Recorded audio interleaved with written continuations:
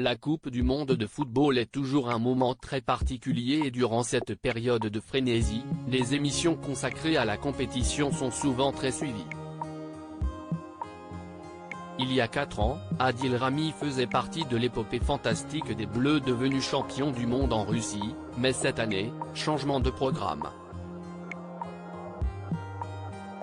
Revenu en France où il évolue du côté de Troyes, Aube, pour terminer sa carrière, le joueur de 36 ans vient d'être embauché par TF1 pour assurer les analyses après les matchs. Il faut dire que le défenseur aime s'exprimer et il n'a aucun mal à le faire, notamment sur son compte Instagram, où il n'hésite pas à partager des moments de vie avec ses nombreux abonnés.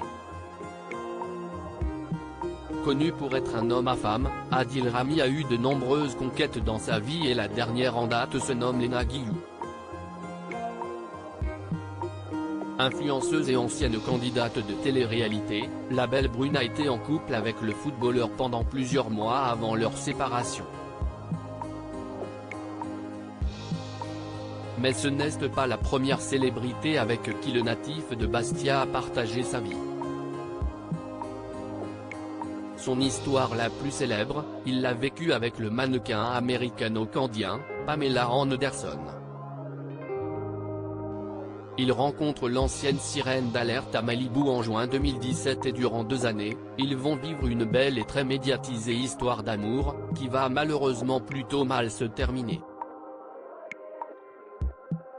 Je suis conscient que l'histoire est dingue, donc Pamela ou pas, voilà, moi j'en profite. Invité de l'émission Culture Média sur Europe 1, Adil Rami est revenu sur son histoire d'amour si célèbre.